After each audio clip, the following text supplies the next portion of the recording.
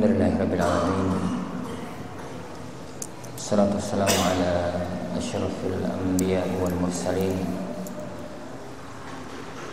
Nabiyyina Muhammadin wa ala alihi wa ashabihi ajma'in. Wala haula wala quwwata illa billahi rabbil alamin. Asyhadu an la ilaha illallah wahdahu la syarika lahu, asyhadu anna Muhammadan abduhu wa rasuluh. Allahumma salli wa sallim wa barik ala nabiyyina Muhammadin wa ala alihi wa ashabihi ajma'in. Wala haula wala quwwata illa billahi rabbil alamin. Amma ba'd. Jamaah kaum muslimin, jamaah kaum muslimah, akhwani wa akhwati fiddin, azani Allah wa iyyakum. Alhamdulillah, kita kembali bertemu dengan taufik dari Allah Subhanahu wa taala di majelis kita, majelis kitab Al-Adab dari Sahih Al-Imam Al-Bukhari rahimahullahu taala. Kita sekarang pada bab yang ke-72 dari Kitabul Adab Sahih Al-Imam Al-Bukhari. Beliau mengatakan bab man lam yuwajih an-nasa bil itab, bab tentang orang yang tidak menghadapi orang secara langsung dengan itab. Itab itu celaan. Bab orang yang tidak mencela orang lain secara langsung. Berkata Imam Bukhari rahimahullah ta'ala, haddatsana Umar ibn Hafs, haddatsana Abi, haddatsana Al-A'mash, haddatsana Muslim an Masruq, dari Masruq qalat, yani beliau mengatakan qalat Aisyah radhiyallahu anha berkata, sana'an Nabi sallallahu alaihi wasallam syai'a, Rasulullah sallallahu alaihi wasallam itu Rasulullah SAW itu pernah berbuat sesuatu, pernah melakukan sesuatu. Farakhasa fihi, beliau memberikan keringanan untuk dibolehkannya sesuatu tersebut. Fatanazzaha anhu qaumun, ternyata ada sebagian kaum yang tanazzah itu tidak mau mengerjakannya karena merasa itu kurang baik.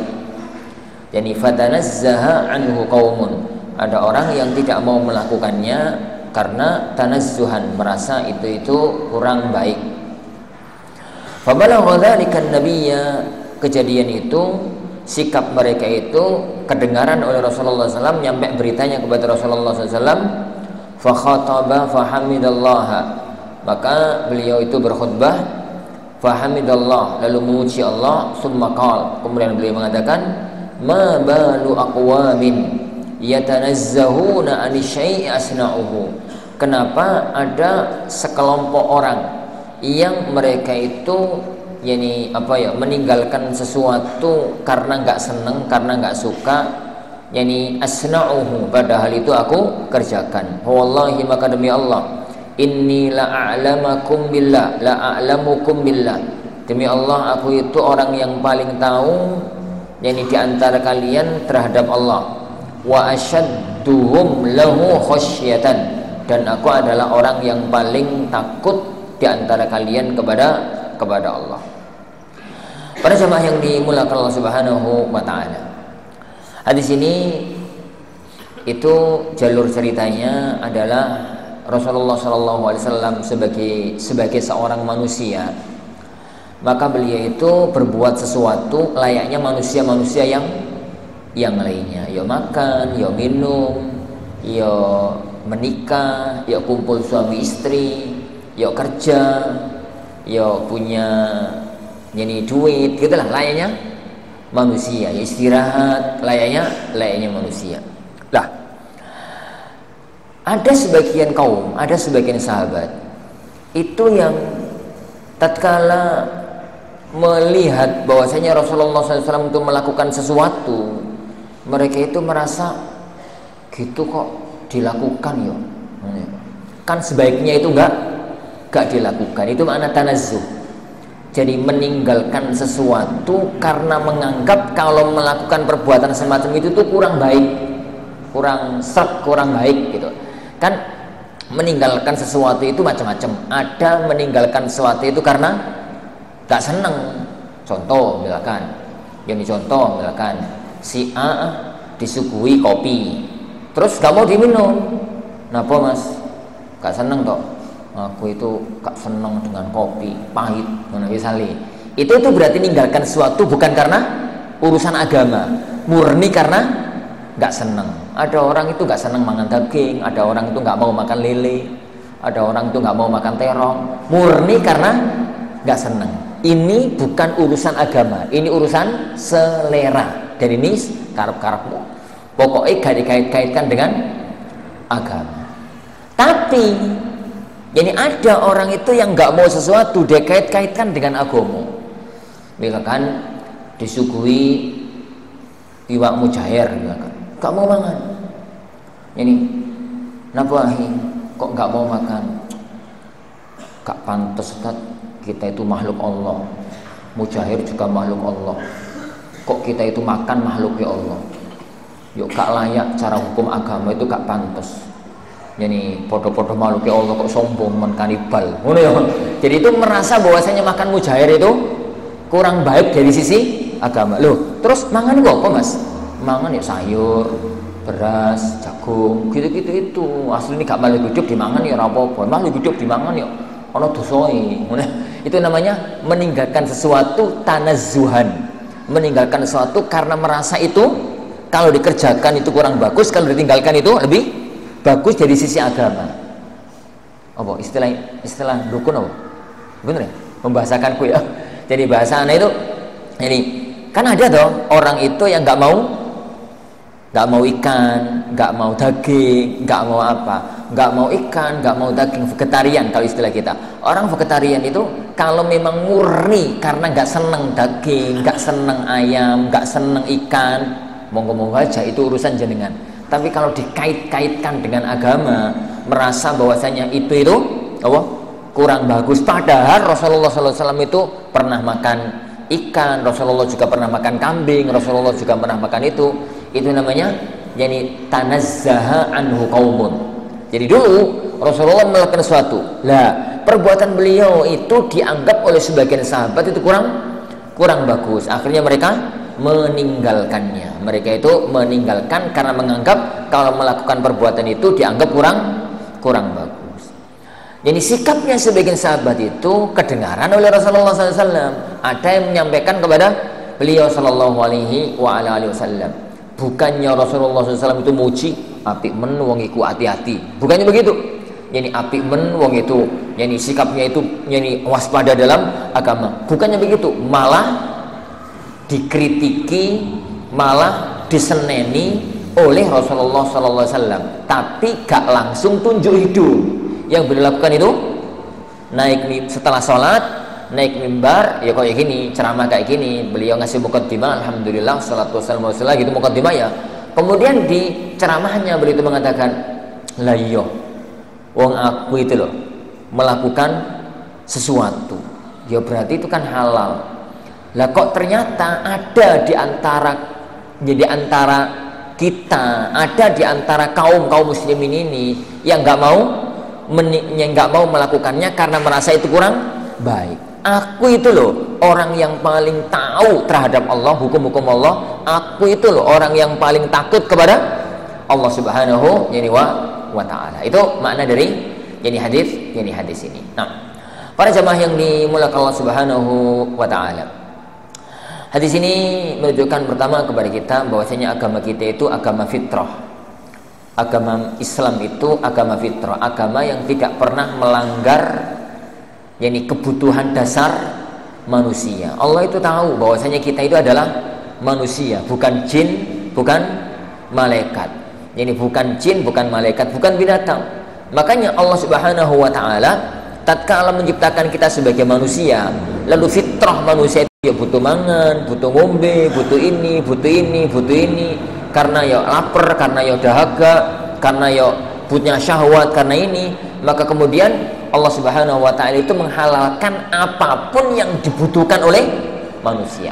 Menghalalkan apapun yang dibutuhkan oleh manusia, menghalalkan makan, menghalalkan minum, menghalalkan istirahat, menghalalkan tidur, menghalalkan apa? Nikah, menghalalkan kumpul suami istri, menghalalkan ini, menghalalkan itu, karena memang itu kebutuhan yani manusia. Bukti halalnya bahwasanya Rasulullah SAW itu melakukan perbuatan yani tersebut. Yani Rasulullah SAW itu memang seorang nabi, memang seorang rasul, tapi beliau tetap sebagai seorang manusia yang memang butuh untuk melakukan tersebut, dan itu menunjukkan bahwasanya apapun yang dikerjakan oleh Rasulullah SAW, apapun yang dilakukan oleh beliau SAW, hukum asalnya itu adalah boleh, halal untuk dikerjakan. Yani boleh, yani halal, yani untuk dikerjakan. Yang kedua, orang itu kalau tidak mengerjakan, gak mau melakukan yang dilakukan oleh Rasulullah SAW, itu ada dua macam. Yang pertama, ya tidak dikait-kaitkan dengan syariat, murni karena selera, murni karena yani apa ya, yani manusiawi, ya, sesuatu yang sifatnya manusiawi, dan itu boleh-boleh aja, dan itu boleh-boleh aja. Contoh, beliau sallallahu alaihi wasallam itu kalau makan daging yang disenangi itu kan dua, makan daging kambing, makan daging onta, makan daging sapi, itu yang disenangi itu dua. Yang pertama daging katif. Katif itu daging sampil belakang. Jadi ini ono sampai diketahui oleh para sahabat. Para sahabat itu nek bele sapi itu kepingin kepingin ngasihkan kepada Rasulullah SAW. Mesti yang dipilih itu sampile, karena semua sahabat itu ngerti Rasulullah itu senang banget kalau daging sampil. Yang kedua, beliau itu senang makan daging yang nempel tulang, istilah wong Jawa krokot-krokot. Gak daging sing murni daging kanggo empal itu enggak, tapi balungan lah, balungan itu yang seneng Rasulullah SAW itu daging yang nempel tulang. Lah ini beliau seneng sesuatu, kemudian jenengan gak seneng, gak mau. Aku yo enak sing daging empal ngonoku, enak sing daging yang semacam itu.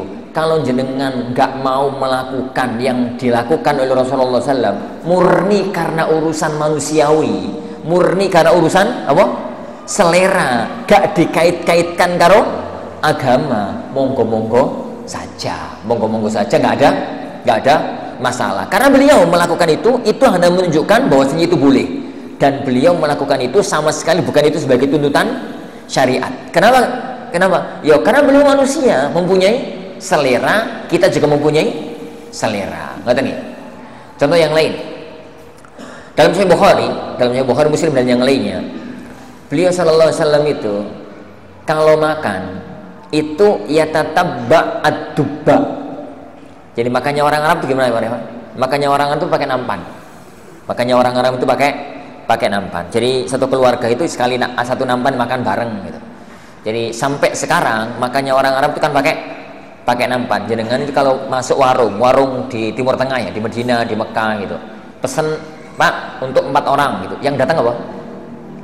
Yang datang bukan piringan 4, tapi yang datang itu nampan porsi 4 orang. Pak 10 orang.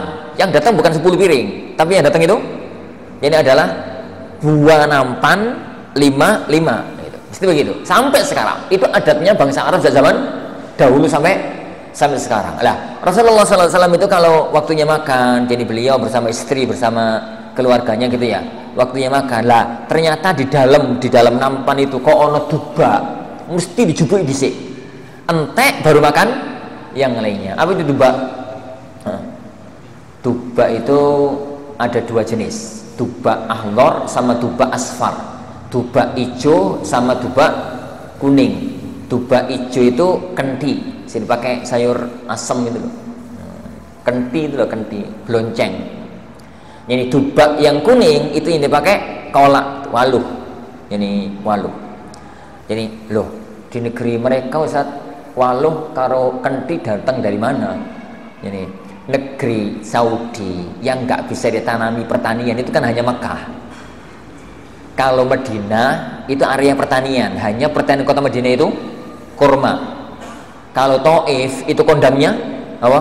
Anggur. Tapi kan subur daerah Taif dan beberapa daerah yang lainnya. Di sana juga ada sayuran, di sana juga ada ini, di sana juga ada itulah. Salah satu di antara yang ada di zaman itu adalah duba. Ini duba itu. Rasulullah SAW itu kalau di Nampan itu ada duba, itu selalu dimakan lebih dahulu. Itu menunjukkan bahwasanya beliau Sallallahu Alaihi Wasallam itu seneng nih karo blonceng atau walu. Lah, ini jenengan gak seneng pokoknya. Kolak walu itu gak seneng, senengnya kolak pisang, senengnya kolak bolet, misalkan ngono ya. Ini kenti itu gak seneng, senengnya apa? Ini opo ngono ya. Apa hukumnya? Boleh, asalkan gak dikaitkan dengan agama. Murni selera, ngomong aja murni. Ini murni selera. Rasulullah SAW senang itu, dan beliau tidak pernah mempermasalahkan para sahabat yang senang yang lainnya. Itu normal-normal aja sebagai manusia, normal-normal aja sebagai manusia. Contoh beliau tidak mempermasalahkan itu adalah tatkala dalam Sahih Muslim kejadian tatkala beliau SAW itu ada urusan di negeri Kuba. Jadi beliau dari kota Madinah berangkat ke Kuba menyelesaikan masalah sosial yang ada di Kuba, ada sengketa gitu. Kemudian beliau ke Kuba bersama para sahabat. Lah, pada waktunya makan, beliau SAW itu disuguhi. Biasa suguhannya mereka itu kan nampan ya. Jadi nasinya mereka itu kan roti. Kemudian lau'e. Lah, lau'e itu dari zob panggang. Ini zob panggang. Zob itu binatang mirip biawak, tapi dia itu binatang mamalia. Ini apa ya? Di negeri Indonesia nggak ono. Jangankan Indonesia, di Mekah aja nggak ada kok. Di Mekah itu nggak ada. Adanya itu di padang pasir negeri Madinah. Itu ada zob. Ya kayak negeri kita ya, Wan. Kan nggak semua daerah itu binatangnya sama. Misalkan ikan apa sing di warung-warung itu sembilang kan ini daerah sini. Coba antum ke Sumatera, boleh sembilang. Ranemu sampai elet kan sembilang. Komodo. Bikin ono komodo. Rano, ono komodo itu di pulau mana? Pulau Komodo ya. Di Pulau Komodo. Di sini itu nggak ada. Begitu juga di kota Mekah, apa itu di negeri mereka. Jadi zob itu adanya di area kota Madinah. Di kota Mekah aja nggak ada, jangankan Indonesia. Dia itu binatang mamalia, makan rumput, makan buah. Nih kalau makan binatang itu ya paling kiper, nyamuk, ini merutu itu yang dimakan. Jadi gak sampai makan yang lain. Nah, itu binatang zina. Binatang zina itu binatang yang ya kalau dipegang-pegang itu gak pemangsa, bukan binatang pemangsa, tapi binatang liar. Dia itu binatang mamalia, yani herbivora. Ya betul ya? Salah ya? Binatang herbivora, pemakan rumput itu, pemakan itu kan herbivora. Binatang liar tapi zina. Contohnya kalau di negeri kita apa? Binatang herbivora liar tapi zina. Kelinci ora, kancil, tupai, kijang, itu kan dari pelihara toh. Dia itu binatang yang semacam itu. Lah, tatkala beliau sallallahu alaihi wasallam disuguhi itu, direlok sama Rasulullah SAW, dilihatin gitu sama beliau sallallahu alaihi wasallam. Gak dimakan oleh beliau. Di sampingnya itu, di satu meja dengan beliau itu Khalid bin Walid. Beliau mengatakan, ya Rasulullah, haram toh. Maksudnya makanan ini haram toh. Rasulullah SAW mengatakan, enggak haram. Illa annahu laisa min ta'ami ahli balati. Hanya makanan ini enggak pernah, jadi bukan makanan daerahku. Jadi bukan makanannya penduduk Mekah. Dan orang itu kadang-kadang enggak mau makan gara-gara enggak pernah makan. Jadi enggak pernah makan, gitu ya. Akhirnya beliau gak mau makan. Tatkala Khalid mengetahui Rasulullah gak mau makan itu alasannya murni karena urusan manusiawi. Sama Khalid dimakan, di hadapan Rasulullah SAW. Rasulullah SAW melihat dan tidak mempermasalahkannya. Lah, yang semacam itu menunjukkan bahwasanya kalau jadi itu adalah Rasulullah melakukan sesuatu itu murni jadi masalah manusiawi ya, senang makanan ini, nggak senang makanan itu, kemudian kita menyelisihi beliau Shallallahu Alaihi Wasallam dan tidak dikait-kaitkan dengan masalah agama, maka monggo aja. Itu yang pertama. Itu yang kedua dari faedah dari hadis ini. Yang ketiga, para jamaah sekalian, orang itu kalau meninggalkan sesuatu yang halal, tidak mau mengerjakan sesuatu yang halal, tanazzuhan itu merasa kalau ngerjakan itu elek, merasa kalau nggak ngerjakan itu luwe api, padahal itu jelas-jelas halal, pernah dilakukan oleh Rasulullah Shallallahu Alaihi Wasallam, maka itu terlarang. Kenapa? Karena berarti merasa yang dia ini lakukan lebih baik daripada yang dilakukan oleh Rasulullah SAW, dan itu kriminal dalam agama. Merasa bahwasanya agama kita ini lebih baik daripada yang beragamanya Rasulullah ini Shallallahu Alaihi Wasallam, gitu ya. Jadi yang ini semacam itu. Contoh, dengan itu disuguhi makanan kok enak, makanan sing enak apa? Sego itu enak, terus lauk itu sate, karo apa sing enak, minuman itu jus. Apa hukumnya, Wan? Halal toh? Halal. Kemudian antum itu nggak mau makan, saya nggak mau makan. Jadi kenapa mas nggak mau makan? Ini nggak zuhud ini. Mangan kok ini nggak zuhud. Orang itu lebih baik zuhud. Lah mangan apa? Oh, pecel ya. Pecel atau yang lain. Kalau itu namanya taroka tanazzuhan, dan itu nggak boleh, itu haram. Nek jenengan nggak mau sate, nggak mau soto, murni karena nggak mau tapi senengi, pecel senengnya apa? Monggo kerso, itu urusan jenengan. Tapi tatkala nggak mau, ini merasa iki gak bagus. Manusia itu, dunia itu seharusnya itu zuhud, gak boleh makan kayak gini, kurang bagus, kurang afdal. Halal tapi kurang bagus secara agama, maka itu terlarang. Kenapa terlarang? Koyo api tapi malah terlarang. Kenapa terlarang? Menganggap bahwasanya agama yang menghalalkan itu kurang bagus, dan itu tindakan kriminal dalam hukum. Karena menganggap aturan Allah yang mengatakan itu halal, aturannya Rasulullah yang mengatakan itu halal, dianggap gak pas. Jadi orang itu jadi semacam yang semacam itu. Wallahu alam bisawab. Itu namanya yani tanazzaha anhu qaumun. Itu terlarang karena ini menganggap syariat itu kurang sempurna, syariat itu kurang baik. Nah, para jamaah yang dimuliakan Allah Subhanahu wa taala. Lah, yang faedah berikutnya yang kita ambil dari hadis yang mulia ini adalah kalau menasihati sebuah kesalahan itu bisa dilakukan dengan dua cara. Satu, menyebutkan kesalahan tanpa nyebut nama, tanpa tunjuk hidung, tanpa nyebut nama. Yang semacam ini itu adalah cara yang bisa dilakukan di tempat terbuka.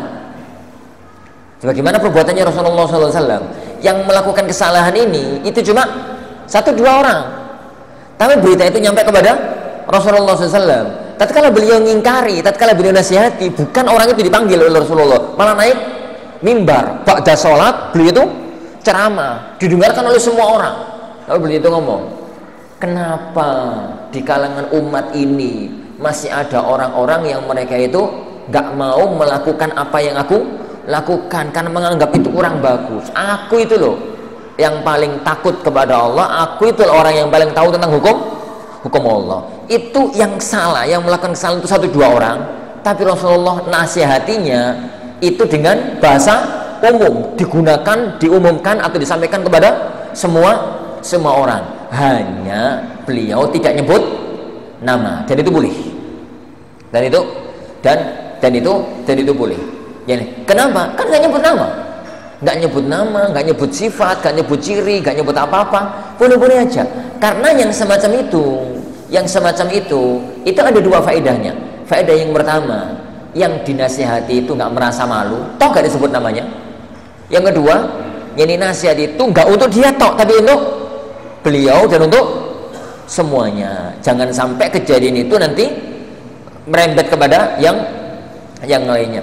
Terutama para jamaah sekalian, kalau kesalahan semacam itu rentan terjadi pada umat-umat yang lainnya, pada kaum muslimin yang lainnya. Maka boleh untuk melakukan teguran, nasihat itu dengan bahasa terbuka tapi tanpa nyebut nama. Dan itu yang dilakukan oleh Rasulullah sallallahu alaihi wa ala alihi wasallam. Itu yang dilakukan oleh beliau sallallahu alaihi wa ala alihi wasallam. Tapi nasihati gak mesti kayak begitu. Boleh manggil orangnya langsung, tunjuk hidung langsung, tapi di tempat yang tertutup. Jangan nasihati satu orang itu, kamu itu kemarin melakukan begini-begini. Itu gak nasihati, jenenge ngisin. Panggillah ke rumahnya. Dan itu sering dilakukan oleh Rasulullah sallallahu alaihi wa ala alihi wasallam. Dalam Sahih Muslim, satu hari istrinya Utsman ibnu Mad'un, namanya Khawlah atau Khuwailah gitu dalam bagian riwayat yang lain. Yang anak sering nyebutnya itu Khawlah.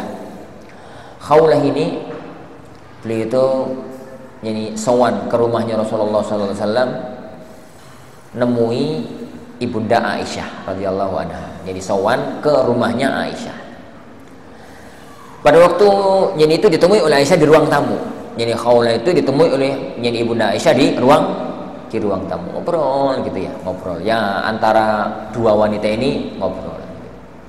Lah, pakaiannya Khawlah itu awut-awutan. Wis gak rapi. Yo, wis pokoknya awut-awutan pakaian itu. Kebetulan Rasulullah SAW itu pulang ke rumahnya Aisyah. Tatkala Rasulullah pulang, beliau masuk kan lewat ruang tamu toh. Di ruang tamu itu beliau melihat ada tamu dan beliau tahu kalau itu adalah Khawlah. Beliau tahu kalau itu adalah Khawlah. Beliau langsung masuk ke ruang tengah. Melihat Rasulullah SAW itu datang, Khawlah pamit biar nggak ganggu Aisyah. Jadi ya, beliau itu pamit. Pada waktu Aisyah masuk, nemui Rasulullah SAW. Rasulullah tanya, beliau itu tanya sama Aisyah, "Dek, Khawlah tadi itu napo? Wong wedok kok penampilannya kayak gitu, penampilannya gak karu-karuan, awut-awutan gak karu-karuan." Ya wis kados, ya wis gak opo nih. Pokoknya penampilan itu awut-awutan. Aisyah dengan sangat cerdas beliau itu menjawab, "Ya Rasulullah, hiya imra'atun la zawjalaha." Ya Rasulullah, Khawlah itu seorang wanita yang gak punya suami ya Rasulullah. Padahal Aisyah ngerti kalau dia itu adalah istrinya siapa? Utsman ibnu Mad'un. Rasulullah SAW juga ngerti sekali kalau Khawlah itu durung pegatan. Khawlah itu masih istrinya Utsman. Nah, Rasulullah kan manusia cerdas. Dikomongi semacam itu gak kemudian takut, dulu kapan pegatane kamu. Jadi beliau itu langsung paham. Maksudnya itu adalah Khawlah ini meskipun dia itu istri, tapi Utsman ibnu Mad'un itu gak pernah nyentuh istrinya, gak pernah diajak tidur bareng, gak pernah senang-senang sebagai suami istri, gak pernah apa. Seakan-akan dia itu adalah wanita yang gak punya suami. Jadi Rasulullah SAW itu bahasa suami istri yang sama-sama cerdas ini antara Aisyah sama Rasulullah Shallallahu Alaihi Wasallam. Aisyah itu mengatakan, "Ya mura'atun la zawjalaha." Ya Rasulullah, Khawlah itu wanita yang gak punya suami. Rasulullah langsung ngerti, menangkap makna ucapan ibunda Aisyah. Langsung keesokan harinya Utsman dipanggil oleh Rasulullah SAW, dipanggil berdua, dipanggil berdua. Jadi Rasulullah SAW itu pertanyaan pertama, Utsman, bukan Utsman bin Affan loh, Utsman ibnu Mas'ud. Jadi Utsman, kamu itu benci ajaranku toh? Atarghabu an sunnati? Jadi Utsman, kamu itu benci ajaranku toh? Utsman kaget lah, datang ditanya dengan pertanyaan yang sangat mendesak kayak begitu. Atarghabu an sunnati? Utsman, sampean itu benci dengan ajaranku toh? Utsman kaget mengatakan, "Ya Rasulullah, saya melakukan semua yang saya lakukan ini demi menjalankan ajaran jenengan loh Rasulullah. Kok pertanyaannya aneh men?" Lalu beliau mengatakan, kalau kamu itu memang menyukai ajaranku, ketahuilah macam-macamnya itu openi bojomu, urusan bojomu. Jadi kenapa? Lalu beliau mengatakan, "Fa inna li 'ainaika 'alaika haqqan, wa li jasadika 'alaika haqqan, wa li ahlika 'alaika haqqan, kama anna li rabbika 'alaika haqqan." Utsman, Meripatmu itu punya hak untuk kamu tidurkan. Kenapa? Utsman itu kan bengi gak pernah turu. Napa? Mosok game-gamean. Game-gamean gak pernah turu, game-gamean itu kan jenengan. Utsman itu malam itu gak pernah tidur. Jadi kenapa? Selalu sholat malam dan ibadah.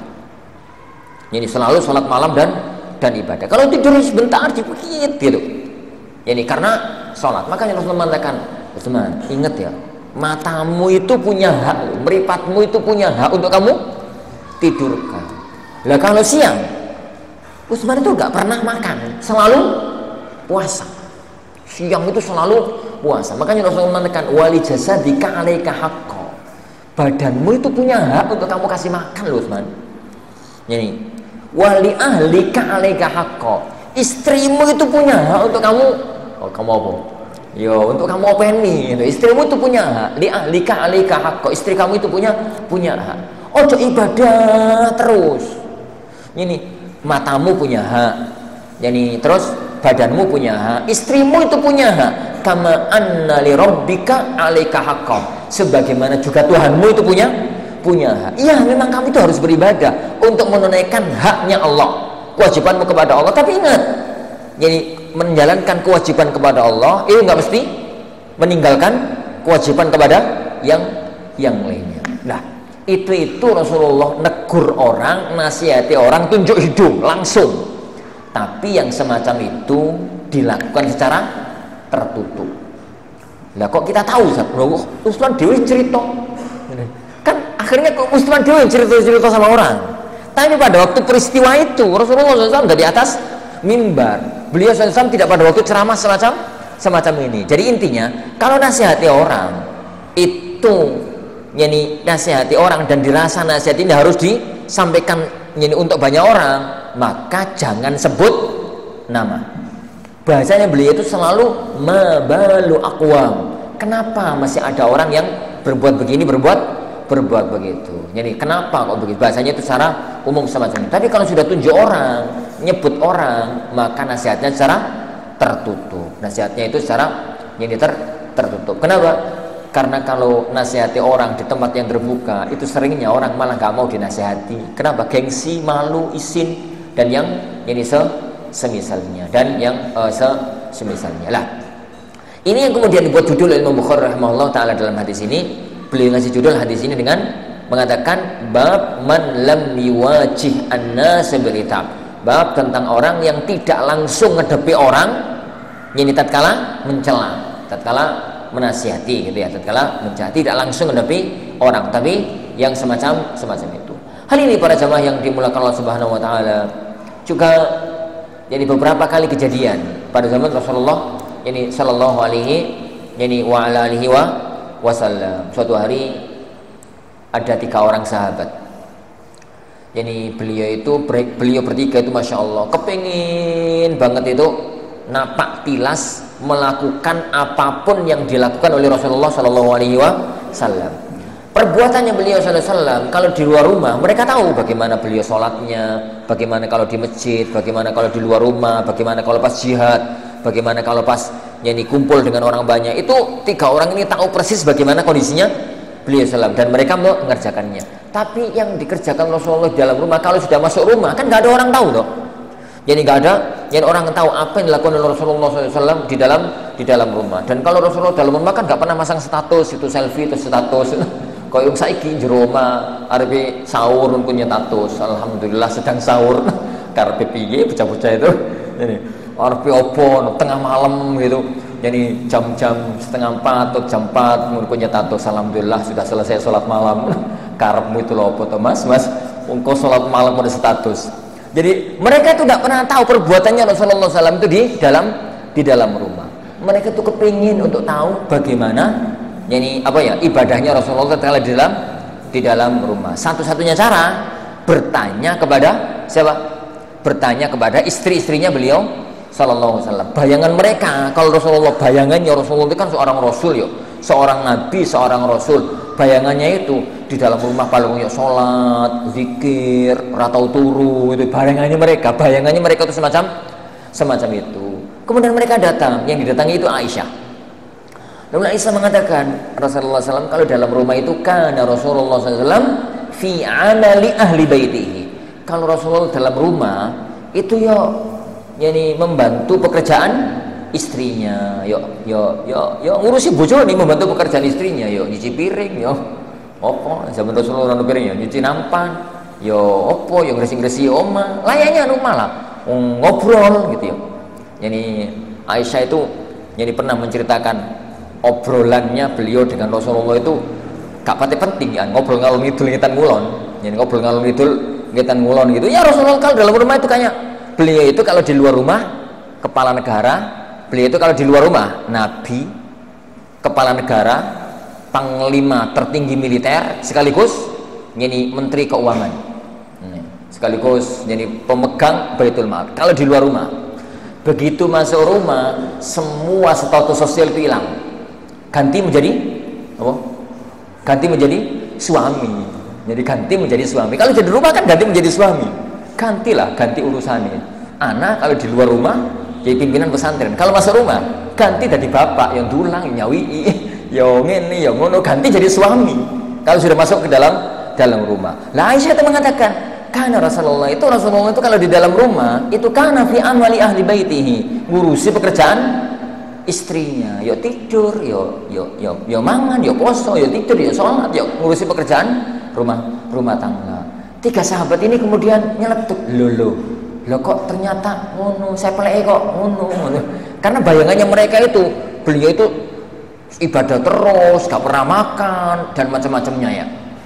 Tapi kemudian beliau bertiga mengatakan, loh pantes toh Rasulullah ibadahnya hanya segitu tuh, pantes. Kenapa? Kan Rasulullah dijamin masuk surga. Jika ada kesalahan dijamin diampuni. Lah kita kan enggak ada jaminan masuk surga. Kalau begitu mereka tekad, kalau saya setelah ini nggak akan pernah tidur malam hari, tak sholat terus. Yang satu mengatakan, aku kuat nih Kak Turu, tapi aku kalau siang nggak akan makan, selalu puasa. Yang ketiga mengatakan, kalau aku nggak akan pernah nikah tuh ribet, ngurusi anak wong, mengganggu ibadah, ganggu ibadah. Akhirnya mereka pulang. Komentar ketiga sahabat ini kedengaran oleh Aisyah. Begitu Rasulullah SAW pulang, Aisyah cerita, ya Rasulullah tadi itu ada 3 orang gini diceritakan semua oleh Rasulullah SAW kepada Rasulullah SAW. Begitu diceritakan kepada Rasulullah SAW, Rasulullah SAW itu jadi apa ya? Gak srek, gak sependapat, gak senang gitu dengan cara mereka berpikir semacam itu. Kenapa? Yang mereka tinggalkan, mereka nggak mau mengamalkan yang dilakukan Rasulullah itu kan tanazuhan, merasa bahwasanya yang dilakukan Rasulullah itu kurang bagus, merasa yang dilakukan Rasulullah itu kurang sempurna, yang lebih baik adalah yang mereka lakukan. Maka beliau langsung naik mimbar. Jadi beliau itu naik mimbar lalu mengatakan kalimat yang senada dengan ini. Beliau mengatakan, ma balu aqwam yaquluna kadza wa kadza. Kenapa ada di kalangan umatku ini yang mengatakan begini, mengatakan begitu? Aku ini orang yang paling takut kepada Allah. Aku ini orang yang paling yang paling ngerti tentang Allah. Tapi meskipun aku ini orang yang paling ngerti tentang Allah, orang yang paling takut kepada Allah, orang yang paling dekat dengan Allah, aku makan, puasa. Aku tidur, sholat. Jadi aku juga nikah. Lalu beliau mengatakan, faman raghiba an sunnati falaysa minni. Barang siapa yang tidak senang dengan ajaranku, maka dia bukan termasuk golonganku. Jadi ini makna hadis yang ada di hadapan kita sebagai satu pelajaran bahwasanya agama kita telah sempurna. Jangan ditambahi, jangan dikurangi. Tidak ada yang lebih sempurna, lebih utama dibandingkan ajaran yang telah diwariskan oleh Rasulullah Shallallahu Alaihi Wasallam. Wallahu alam. Insyaallah sebelum yang kita pelajari, insyaallah kita lanjutkan pada waktu yang akan datang biizni rabbina tabaraka wa taala. Kita akhiri subhanakallahumma bihamdik asyhadu an la ilaha illa anta astaghfiruka wa atubu ilaik. Wassallallahu wasallam wa baraka ala nabiyyina Muhammad. Assalamualaikum warahmatullahi wabarakatuh.